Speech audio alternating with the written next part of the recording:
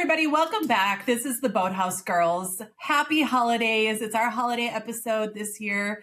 I am Becky. And I'm Rachelle. And we're going to kick off this episode with another BoatHouse memory. And we're going to start with talking about the very, very beginning of the lake property.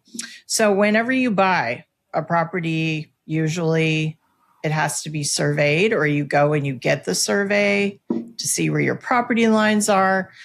Well, since when my father had purchased this, my mom and dad, it was two big lots sold as one. It had never been inhabited. It was covered with cottonwood trees, which is another episode. But on top of that, there was no sewer system. There was none of that. So they had to have everything surveyed. And the survey was done. My dad put this, I believe it's like the sewer septic tank on the farthest side of the property he could for obvious reasons. Mm-hmm. And promptly the next door neighbor informed him after it was all done that he was like 6 feet over the property line into his yard. Yeah, not a foot or two, 6 feet. I think it was something ridiculous, like 6 feet, or it wasn't that much. And not only that, but it's underground. But Dad followed the survey line and the posts were there. So for years and years, the older man next door, and he was older, insisted the property line Dad had crossed the line. He had crossed the line. He crossed the line. So he went so far to go put up 2 poles eventually to mark the line. And this got really dramatic when my grandparents took it over. And my grandfather and this man were they were the same age. I think they were like 6 months apart, mm-hmm. 4 months apart in age. So It was an ongoing battle with this line. And the man kept moving it, taking over. Like we lost more inches of our property, it seemed, every year. Plus, didn't they find out that one of them served, one was Army, one was Navy or something like during I don't World War know. II? Very possible. They did not like each other.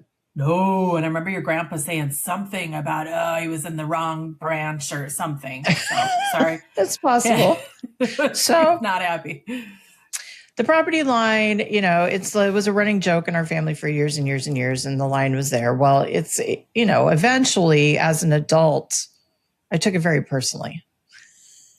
And one evening, my cousin Andrea and I, hi, Andrea, we decided it was time to, fight back for the family, because he had once again, the family had moved it. Like you could tell because the mowing kept coming farther over, and it wasn't even a straight line anymore. It was diagonaling across to the beach. Like they were trying to take more of the beach, even though the beach had floated away. So one night in the middle of a bonfire and some, adult beverages, we decided to take back the property, and we moved that thing about 10 feet in the other direction and claimed it. And then I went and told my grandfather what we had done, and he was awfully proud of us. He had no problem with it whatsoever. That's the best part. You fessed up to it and he loved it. He was like, good job. Good job, both of you. Like we'd had it with the man in his little pole that dictated where like your little pole doesn't decide, the survey does. And the survey says it's our property. But the thing about the boathouse is there's drama. Yeah. At the lake. And I think that's just part of it. He did not appreciate the big boathouse there either. He basically complained about everything on the property. The old man was not pleasant. But the most terrifying story of it all, this same old man was also a criminal. You want to take that part? He wasn't just any criminal. He stole from children. That is correct. It was awful. He was so bitter. Just because of his stupid property line. Oh, we would fish off the dock at your place all day. If we weren't swimming, we were fishing, and we were catching sunnies off of your dock constantly. And then, the dads would take us out fishing on the boat too. And so we had either night crawlers or minnows, and we had them both actually. And we had the minnow bucket, the yellow minnow bucket with the little holes in the top that everybody had. Your brother had purchased, saved up and purchased at Rocky's Resort that day. He did not buy comic books. He did not buy comic books like the rest of us. He went and got his minnow bucket. And he was very proud of it. You are correct. Yeah. And he got to get the minnows to go in it. Yeah, you're right. And I'm sure our dads were proud too. But, you and I were reading the latest Archie and Betty, It's worth my $1.50. So halfway through the day, we were swimming, and we were often jumping off the dock, and somehow the minnow bucket got knocked in the water and was floating. And it floated over towards the old man's beach.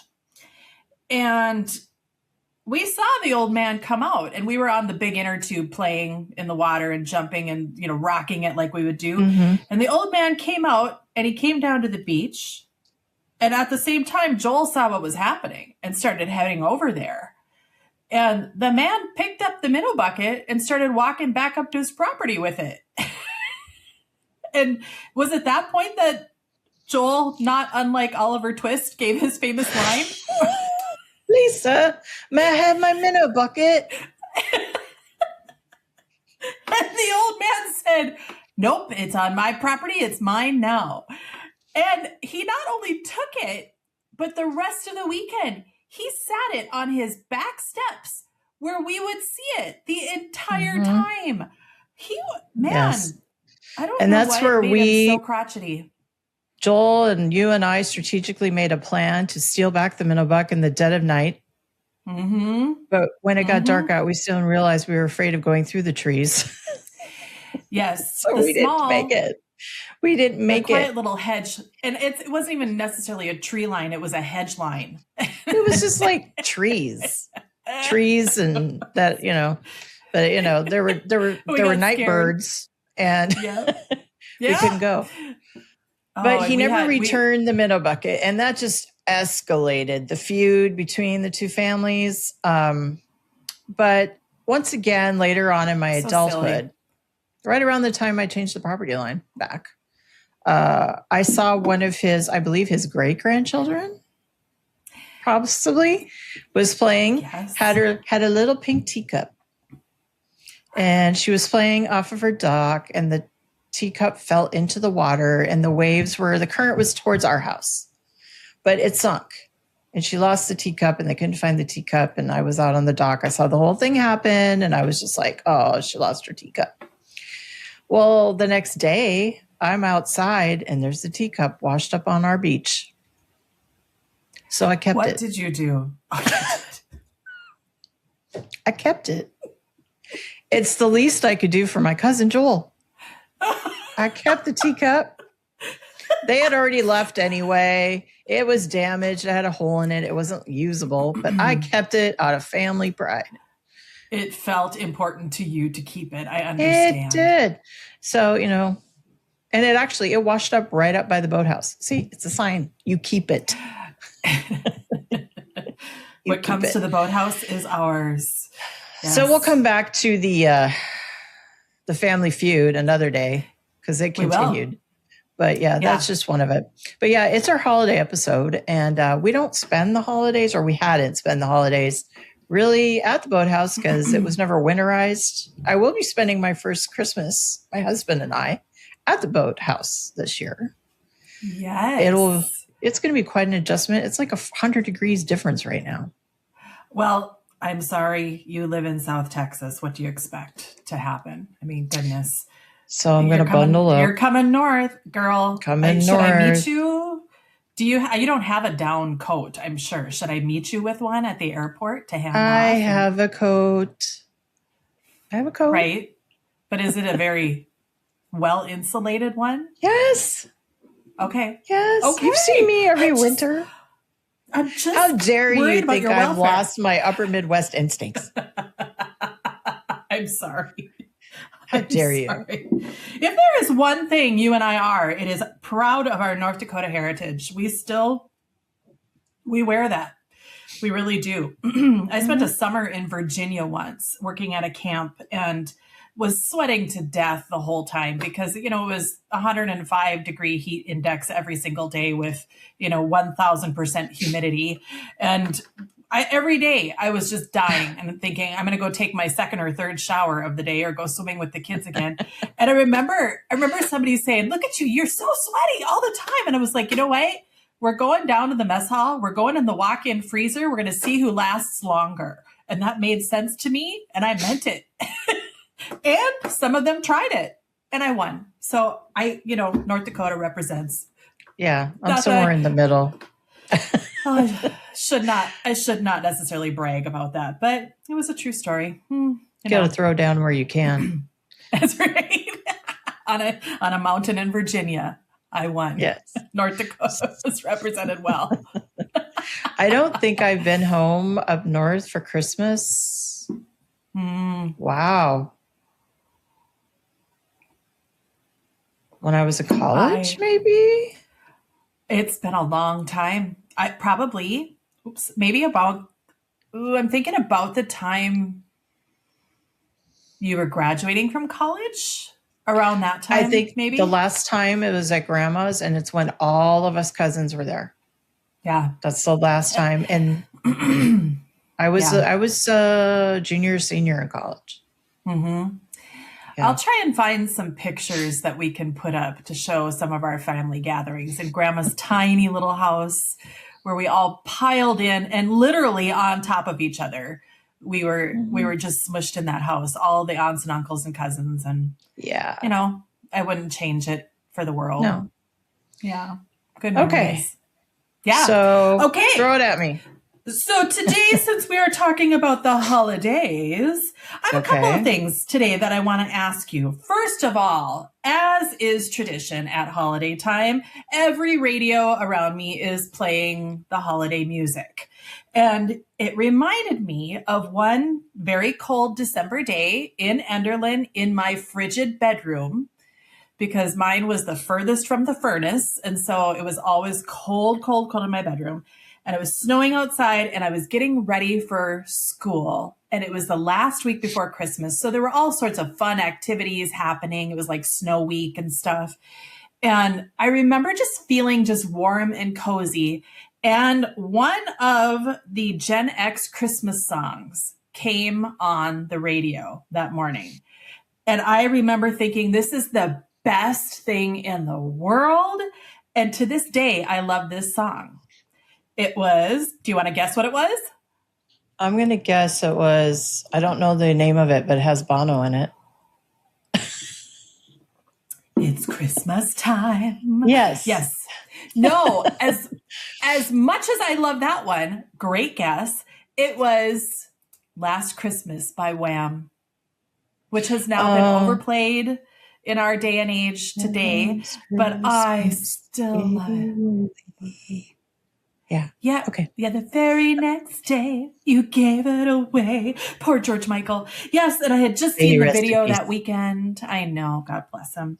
So I loved that song. So today's question, or one of them anyway, is when you think back to our Gen X days, do you have a favorite holiday song that came out of that time? You maybe already prefaced it with your Bono mention. Well, yeah, but that was later. I love Bono. Mm-hmm. Do I have a favorite Christmas song that came out of those days? Or even a memorable one? Okay. You know what? I know what it is. And it's because of the Christmas programs we had in Enderlin for the elementary and junior. When we had our Christmas program every year, and Miss Stardon was overseeing it. My favorite is how she had us all enter with "O Come All Ye Faithful," and you could hear it building. Yep, and we sang it on a loop until everybody was in the gym and on the risers. And you would line up at the cafeteria, and you would move into the gym, and it's just. But you were going, and the crowd was singing, and there was something about that. I love that every single year. I think that was my favorite. It was beautiful. Yeah. Absolutely beautiful. Our music teacher, we'll probably reference her many times as we do this podcast. She was outstanding. Sure. And she did every year a Christmas concert that was from first grade through seniors in high school. All of us were there. And she organized that whole thing, and she taught all of the music, and she got us all entering and on cue and sitting the right way. And oh my goodness, the woman was amazing. I do remember sometimes while she was doing last minute rehearsals, she would keep the gym doors locked. Nobody could get in. And I do remember my mom saying once that they had to wait. Even there were so many people that it was up the stairs, the line, and my mom had to wait outside in the cold to get in. I mean, like, we were selling out tickets before we were even popular in Enderlin. Yeah, it was cool. Yeah, that's a good one. I remember those concerts wonderfully. Yeah. I got to sing a solo at my very first Christmas concert in Enderlin. First grade, and I had a little solo part singing about a donkey who carried Mary. Aw, so sweet. She was also in charge of all the music at my church, at Trinity Lutheran. That's right. And those programs. Yeah. One of my biggest upsets as a child was I never got to be a Christmas angel. We've talked about this before. Yeah. Yeah. And that was at Trinity, right? You guys always had a thing where you got to do a pageant type thing. Am I right? We did a pageant. We did a big pageant, and I was supposed to be an angel. And I remember my mom was one of the people who made the wings and the costumes for the angels that they used for years and years. Because I would try them on and I was going. Yep. And then, of course, I got sick. Like, I'm sure it was strep or tonsillitis, knowing me as a child. So I didn't get to go to the pageant, and I was very upset. And then the next year, I was too tall, and we didn't have enough boys. There was a height limit on angels in the 80s. I guess. Well, there weren't enough boys. So, sorry, you can't go on the angel ride. Or it was just foreshadowing for later in my life. I don't know. Were you a wise man? Or what'd she do with you? So the boys got to be the three kings, or the wise men, and Joseph, always played by Steve, or Jason. And then the girls that were tall, we lost our angel ability and we became shepherds. Oh. Because we're Sheila, Jody, and I, the three shepherds. Oh my gosh. Yes. You and Jody especially were taller. Yeah. Yeah. And I'm like, I missed the window to be the Christmas angel. We will make your wishes come true. When I see you in December, I will try to bring you some angel wings. I think it's too late for that. Don't hold me never too late. Live your dream. Are you kidding me? I've surpassed the dream. Now maybe I need a little devil outfit, but not an angel. Well, I think we'll leave that for your husband. Jeez, I don't need to know that. Good Lord. I just mean my overall personality is not exactly angelic. No. What? We were drinking sarcasm from the bottle when we were children in this family. There's no way that we were going to get away with angelic personalities no matter what we did. They're like, oh, we almost let her become an angel. Whoa, we know what family she's from. What were we thinking? Get her into a shepherd outfit quick. I don't know. Man, Jerry and Larry, man, they were messing things up for us. You know what, though? At least you got a pageant. At least you got a pageant. No, we were, in the Catholic Church, everything was always so solemn and what is the right word? Just like more subdued. and it was supposed to be more reverent and holy when you came into church. And so we were always quiet. And I remember going to church with like you and Tracy over the years and before church starting, and everybody's talking and, you know, smiling and chatting. And I was like, what is happening? You know, man, we went into church and we genuflected and did the cross, and then we sat down and we're kneeled and we were supposed to be, all of things. No, we did not get that. But what we did get to do, if we were young enough, was we got to carry up a piece of the manger scene. Ooh. At Christmas church. Yes. And I don't know if the church had bought it or somebody had built it, but they had a wooden manger that was probably about 4 feet tall. And then they had bought these, you know, big statue type pieces for all of the pieces of the nativity set. And so we got to carry those up as part of the entering processional with Father Anderson. And then Father Anderson. Yeah, I know. We had a good one with him. Yeah, you did. He was a good guy. Yes, I have a lot of good memories of Father Anderson. Even though he wasn't naturally a kid's person, he was good with us. He was good to us. But it wasn't in his nature to be kid-like. And so it was pretty cool when we got to go walk with him in the procession at the beginning of Mass. And then he would kneel down and put all of the statues, the characters, put them together. The holy people, the Holy Family. Yes, he'd put them all. Make sure the sheep wasn't upside down or. Yeah, absolutely. And it was usually the littlest kid who got to carry in Jesus, which was always kind of fun. So, and I do remember the year that I sang the donkey solo, I got to carry the donkey in. So it was not a pageant, but we definitely had some special stuff. We did also have a special thing called midnight mass sometimes. Mm-hmm. And we would go after an entire day with my Speakermeyer relatives on Christmas Eve, where we played and opened presents and ate some more and ate so many sweets we thought we would die, and then got home and we had to stay awake for another 2 hours to go to midnight mass. It was awful. See, we did it differently. Usually you went to the candlelight service and then you were done in time to go home and have dinner. And if you were going to open gifts or whatever you're going to do, we did that with the Luthers. And then go home and put out the cookies and the milk and wait for Santa. Which, by the way, was quite the scandal. Because why did Santa always have the same wrapping paper my mother had? Oh, Santa didn't wrap our gifts. What? At my house. No. We had stockings. Do you remember our dining room with those big green curtains? Mom hung on those big old windows. They had that big latch, and she hung our stockings there every year because the fireplace was down in the basement, which was freezing cold. So she wasn't going to do that. So she had the stockings hanging there. And then there was that ledge, that thick ledge, wooden shelf that came out from the windows. And so if there was something that didn't fit in our stocking, it sat on the ledge. And so we came down Christmas morning, and that's where the things from Santa were.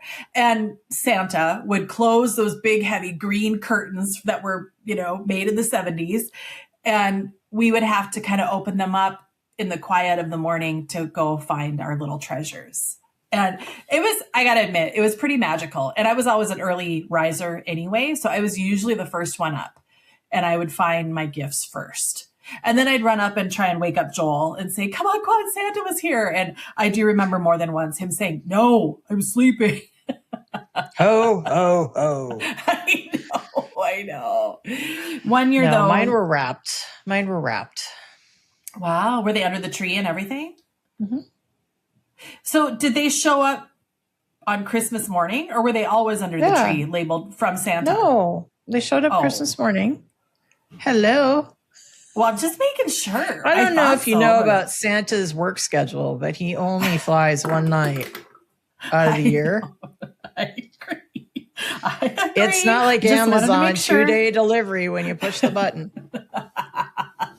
Or you see the drone dropping off your gift from Amazon. Here it is.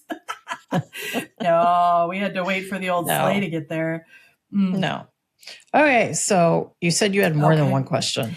Well, and that leads me to my next question. Because last time we chatted, we talked about toys that we didn't get. Mm-hmm. And you were still upset about one. I'm not even going to name it. Thank you. You're welcome. However, this time I'm wondering about your favorite Christmas toy. I said that memory last time too. No, your favorite one? Mm-hmm. Oh, well, I I didn't think say mine. so. Well, what's yours? Oh, well, mine is, I was 5 years old. First one up, it was still dark. Are you going And to I cry? came down. No, but it was it was so great. We didn't have much money, and Right. Santa didn't bring a whole lot. He brought, but he didn't, bring a ton every year. The best gifts weren't always from Santa. Let's put it that way. Right. And I got downstairs, and as I reached up on my little tippy toes to grab my stocking, I felt something push into my side, and I looked down, and on the ledge was this big box, and it was a Play-Doh beauty shop set. Oh, where the Play-Doh came out of the head? Out of the head, yes, and they had the chair, and they had the perm thing, and oh my gosh, it was the whole thing. It was a whole kit. This was a big deal. We never got a whole big kit of anything, those were too expensive. So I grabbed that, and the only light was from the little tiny light above the kitchen stove. Okay. Mom and Dad must have left it on the night before. And I walked over under that little light, and I looked at it, and I was just in sheer disbelief. And at about that time, my mom came down in her bathrobe. She must have heard me get up.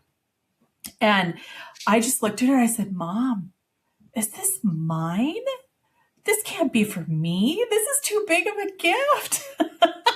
And she said, nope, I'm pretty sure Santa brought that for you. And so, yeah, as the sun was coming up that day, Mom and I were making hair grow out of little holes in the people's heads with all the Play-Doh. It was awesome.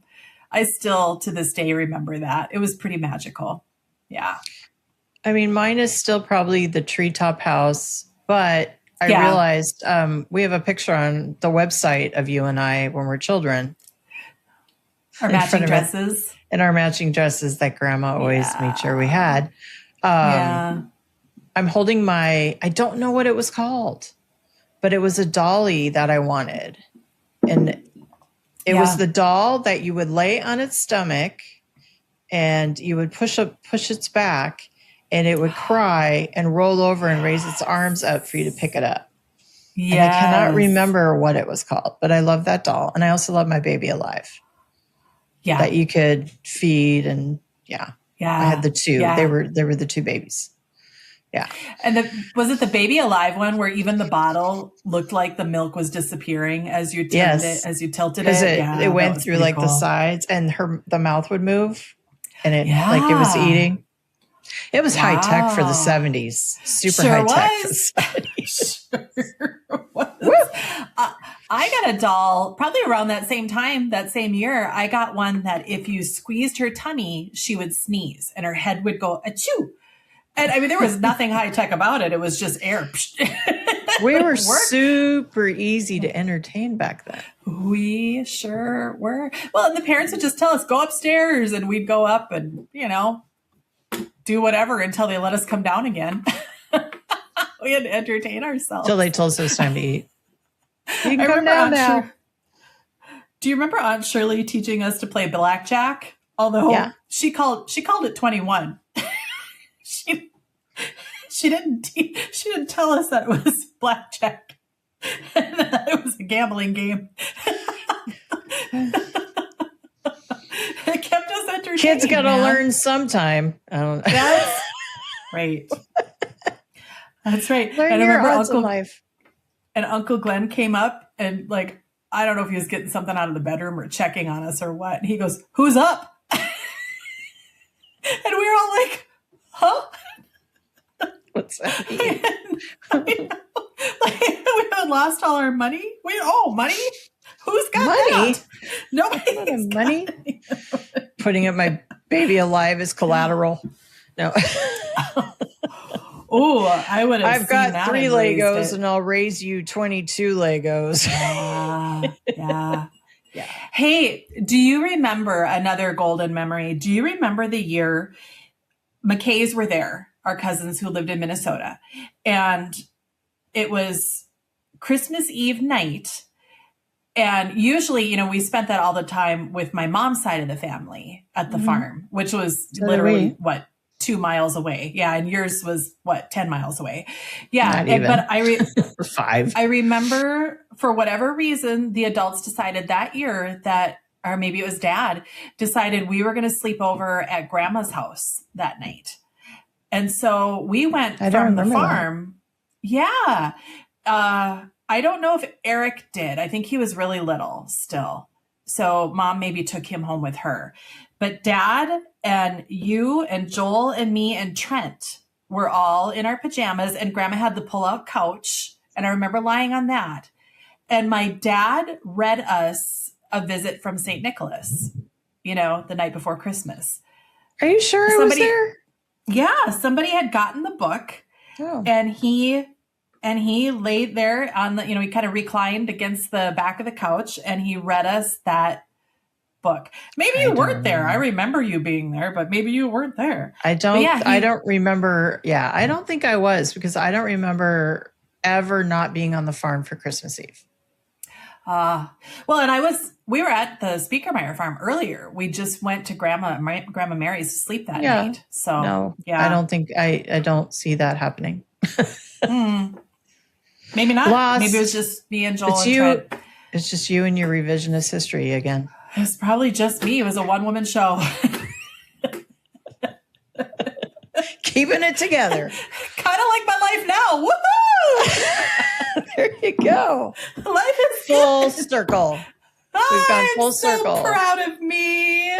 Full circle moments. It was the night before Christmas and all through Becky's house. Not a creature was in her way. Not even a louse. Amen. Not even a louse. I don't even know. Hey, which is a great segue to my next part of this conversation. Okay, so I don't know if I will see both of my children this year. Right now, the plan is yes. Yeah, my son is stationed in Georgia. He's in the Army, and which he's always wanted to do. It's great. I support him. I love him. I just, try not to get scared every once in a while. And he's going to be home. Okay. So I know I will see him. Yeah, it's awesome. I'm so glad because he just got home from Lithuania this fall. So it's nice to have him back stateside again and we can do holidays. But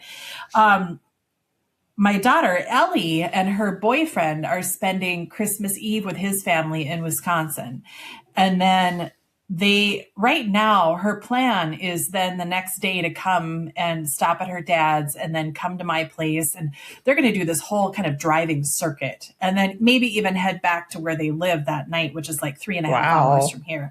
Yeah. Yeah. So I had a little chat with her the other day and just said, I want to see you 100%. I love you. I love spending Christmas with you.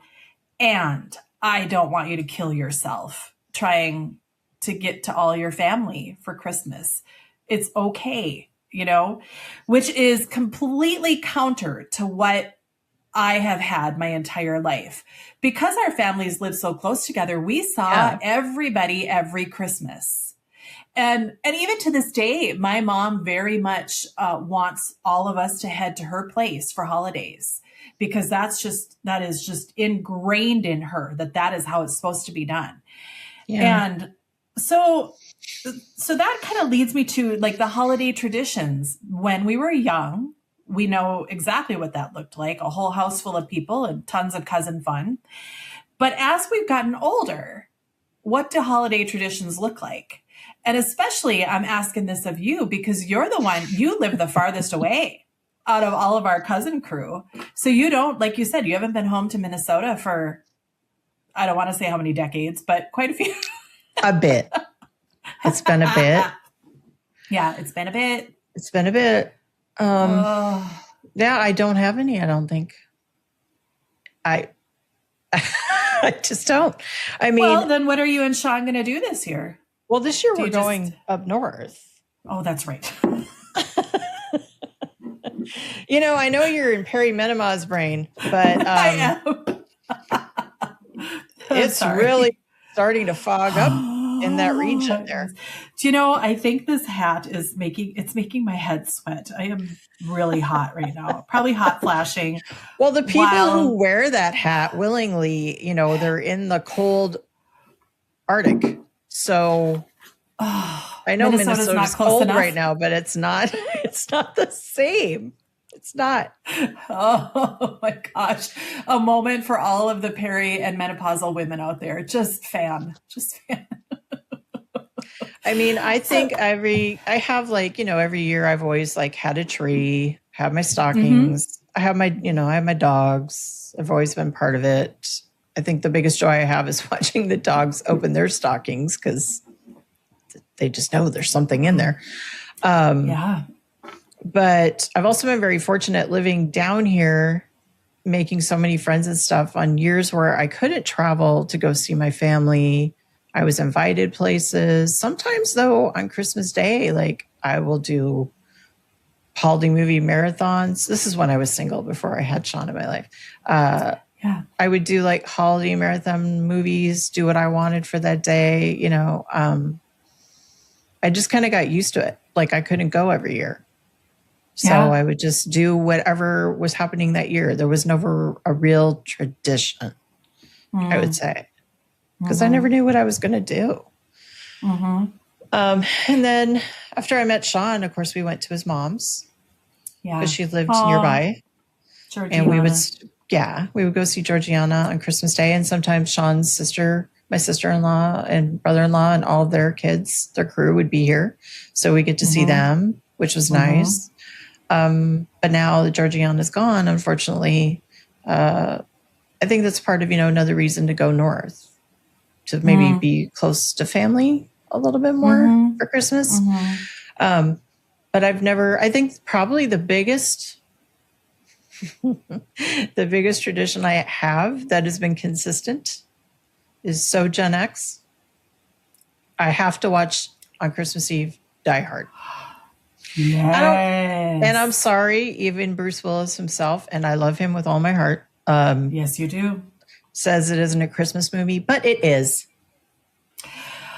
I think it's even transcended him saying that. I honestly think it has morphed into a Christmas movie. At first there was the cult who said, yes, we're going to watch this at Christmas. It has become so mainstream now. Our little historic theater just played it on Friday night. There you go. And it's so popular that a bunch of dads had dad's night out and they all dressed up and they were various characters in our little town. And a couple businesses sponsored it. So it was free. I mean, it's a thing. It is definitely a thing. And I say, let people have their Bruce Willis Christmas movie. Well, let me ask you, what makes a Christmas movie a Christmas movie? Oh, usually it had to do with Christmas time. Check. And then some beautiful message that came about because of the peace and love and joy of Christmas. Don't put up with terrorists and love your family. Check. Was there Christmas music? Yes. At points in the movie. That was going to be my last one. There was Christmas music. Yeah. It's a Christmas movie. I'm not arguing with you. I have accepted it. I love it. I think it's great. In That's fact, probably my adult tradition is Die Hard. Oh, yeah. Christmas Eve. Oh yeah, my housemate and I we were totally going on Friday night. We were excited. We were jacked, and then Jack and I were jacked, and then it was -20 outside, and we said, "Nope, we can watch it at home in front of the fireplace." So we did. Come outside, watch the movie. We'll have a good time.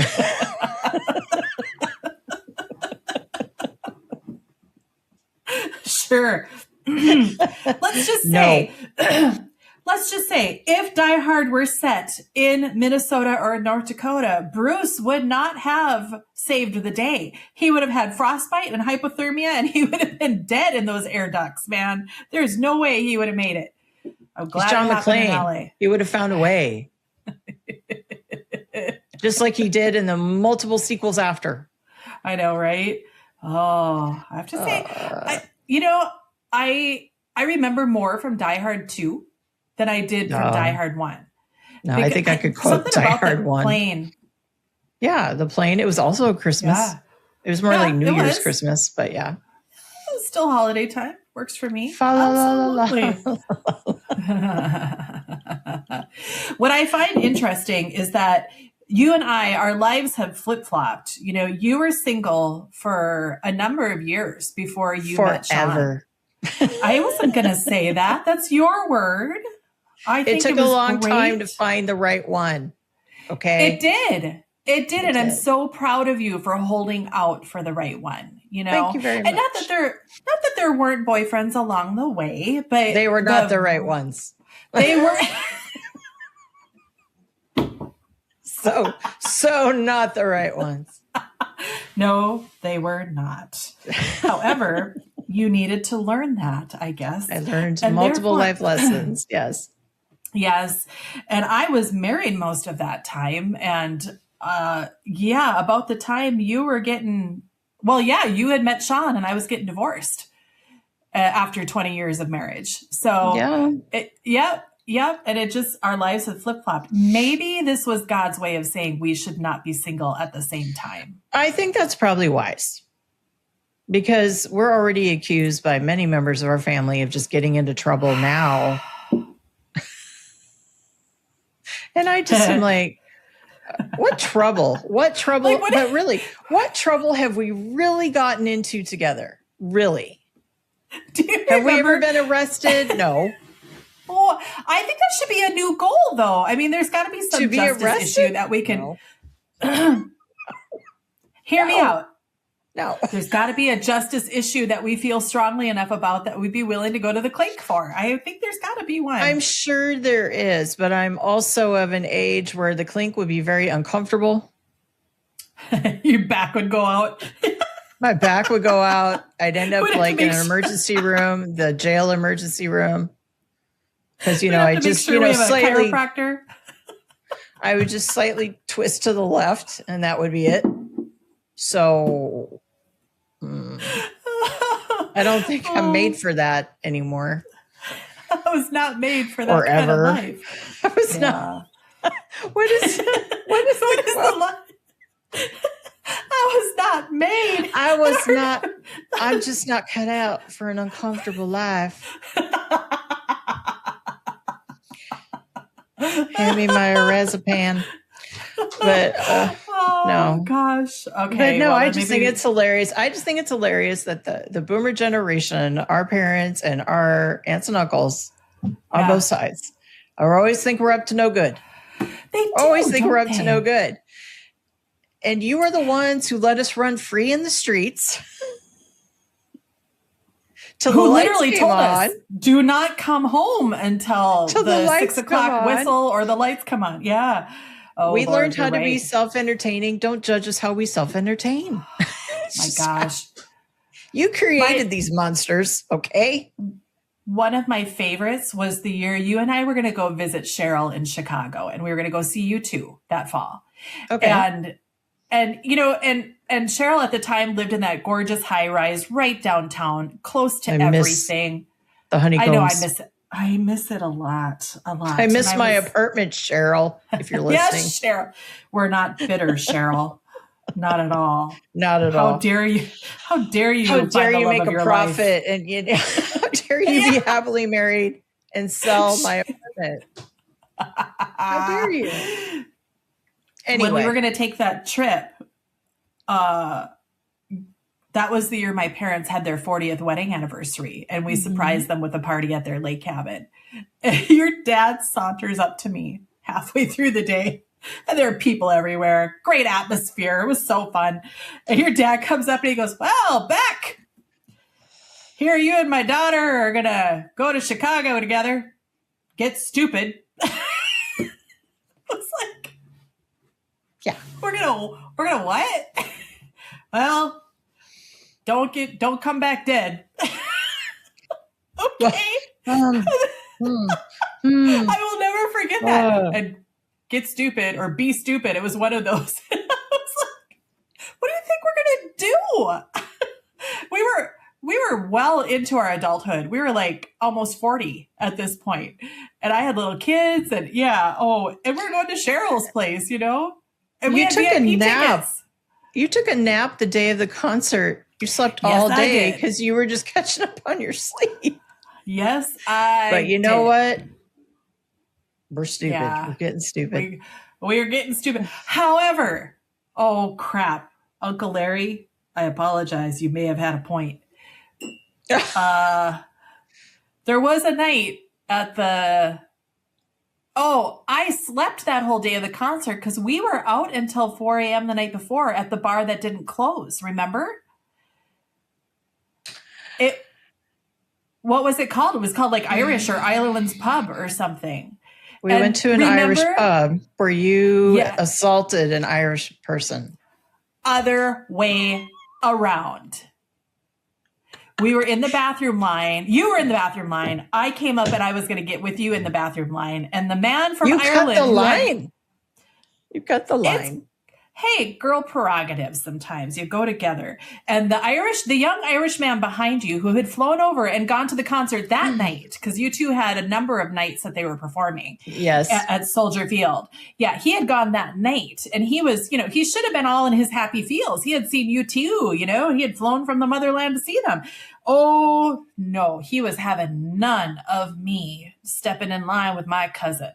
And I don't know. It was the time of night that I was not having that. Mm-mm. You were very feisty. I do remember calling him a mama's boy at one point and pulled my lipstick out of my pocket and said, I am going to put on lipstick in there. He was like, oh, I don't believe it. You were the voice of reason. And you said, Becky, why don't you just go 2 people behind him and get in line? So I did. So it is not unlike getting kids to calm down in a classroom. Yeah, for sure. You made me work. You made me work while I was waiting in the bathroom line. I had to go full teacher on both of you. I'm pretty sure I bought you a drink at some point that evening. You're welcome. No, because right after the bathroom, Cheryl thought it was wise to get us in a cab and get us out of there before you actually threw down with that man. Do you remember though? I remember it was like 1, 2 in the morning, and we were just chatting and having so much fun and meeting people, and everybody was there for you too, and it was great. And I just remember saying, "God, what time is it? This bar's got to be closing pretty soon." And Cheryl looks at me and she goes, "This bar doesn't close. They stay open 24 hours." Well, that was Rossi's. That's a different bar. That's Rossi's you're describing. I thought it had an Irish name. We were at an Irish bar. Which is why we went to it. Oh. But that one does close. Rossi's is open, or was before the pandemic. I don't know about it now. Rossi's is the place with the magical jukebox that only I seem to know how to to Oh, well done. Yes. Well, it was a good night. It's a magical place. It was. We had talked to a lot of people. Yeah. Oh, yeah. I love Chicago. And everybody came, this whole flux of people came in after that night's concert was done. And so everybody was on a U2 high and they were all talking about it. And we were excited because we were going the next night. And it was great. Yeah. Yes. Yeah. But I do remember all of us hopping in a cab at 4 a.m. and thinking, this is a good idea to get a cab and go home. Cheryl, get in the car. Yeah. At that point, I was only ever up at 4 a.m. if I had a little kid sick. There was no stay Instead of you about to be sick. Yes. Yeah. I wasn't. Yeah. I just slept. No, you just slept all day long. I kept going, are we going to the museum? Yep, in about an hour. Nope. No Monet for you, Rachelle. No Monet for you. Monet. We made it to the museum eventually. We never went to the museum. Yes, we did. Monet, Manet, Monet, Manet. I remember the screaming clowns. Yes, I have pictures. And there was that exhibit of the clown like sitting on the toilet and screaming. We were in the modern art section. We were standing in front of the Jackson Pollock, and you go, modern art. I get it. I get it. And we both went, okay. Next. Oh, yeah. Where's the Sadat so I can have my Ferris Bueller moment? We had, okay. See, you were giving me heck about not remembering something earlier. We had our moment. To remember. Yes. Okay. Sadat. Okay. Yes. Okay. Anyway. Well, that's good. We've covered Christmas songs. We've covered Christmas toys. We've covered traditions then and now. I think we're about good. How you doing, Teach? Well, you're not teaching right now, but how you doing, administrator? Because if there's one thing you and I know, it is what it feels like coming up to the holidays in the education world. Hoy. Exhaustion hits a whole new level. It's been 94 years since summer. I have 72 hours left of school, I think. Before holiday break. Jeez, today, girl. I did go a little bit back into my teacher moment. One of my English teachers is also a very good friend of mine, was grading a major assessment for the kids. It was essays, and she gives it's the bleed, the essay feedback, and if you're an English teacher, if you ever taught English, you know what I mean by the bleed. It's every thought in your head about this essay to try to help them to do a better final submission.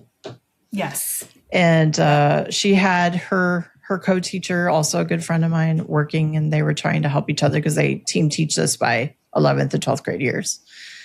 And I realized for the first time this semester, I'm caught up.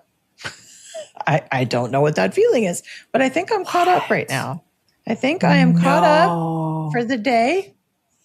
What? So I went out. They had like a table where they were grading, and I went out there, and I was just like, okay, I can help. What are they on? Because the kids pick their own works, their own line of inquiries.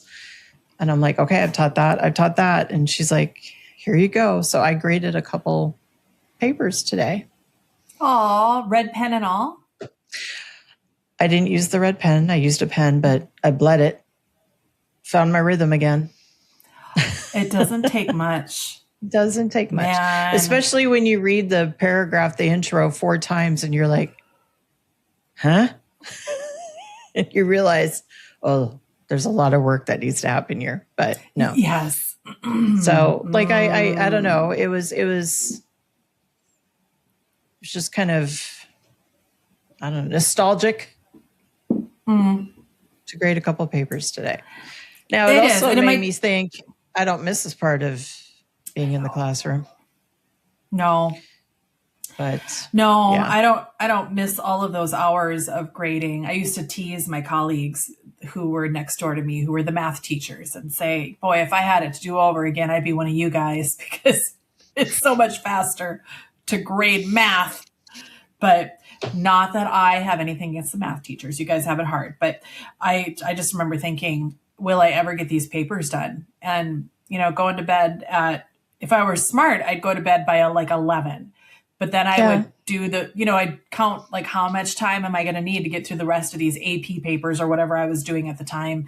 And so I'd set my alarm for 4 a.m. and get up and get the rest of them done before the kids came in for second period, Oy.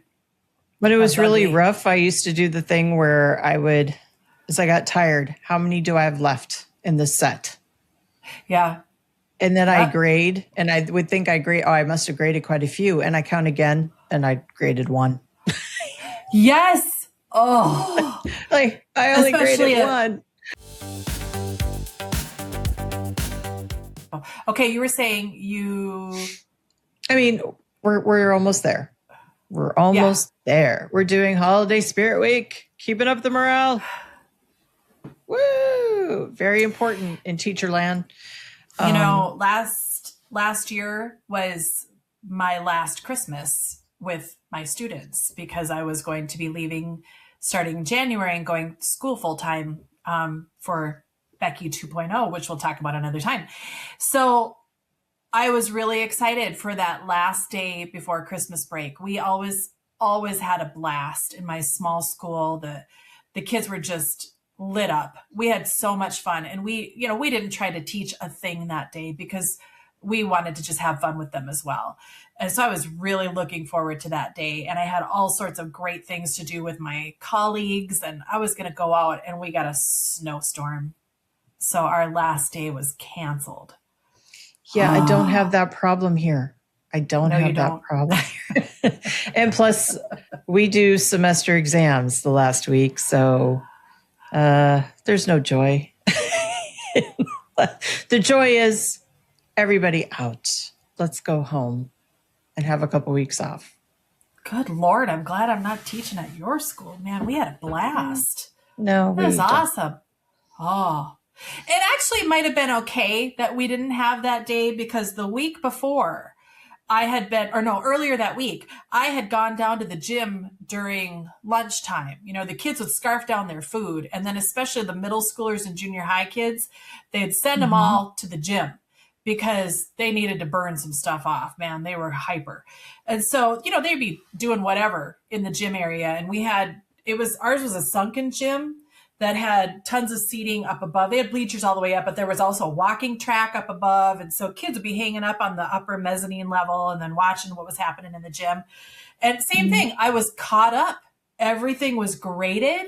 I was going to be leaving, so I didn't have to do anything else to prepare. I had given my lesson plans to the person coming in. And I went down, and the kids were all shooting buckets. And so I, walked out, and I said, "Here, give me a ball." And they kind of, seventh graders all looked at me like, "What? There's an old woman on the court. What are we going to do?" And I went up, dribbled a few times, got in my old free throw stance going back to the early 1990s and late 80s. And I shot, and I made the most beautiful free throw you've ever seen in your life. And you would think I had won, I don't know, gold in the Olympics. The entire all the kids, all these seventh graders hanging up around. What? I mean, they just couldn't. The whole gym erupted. I didn't even know anybody was watching. And so they were excited to have a free throw shootout with me that last day before Christmas break. So this way I got to go out.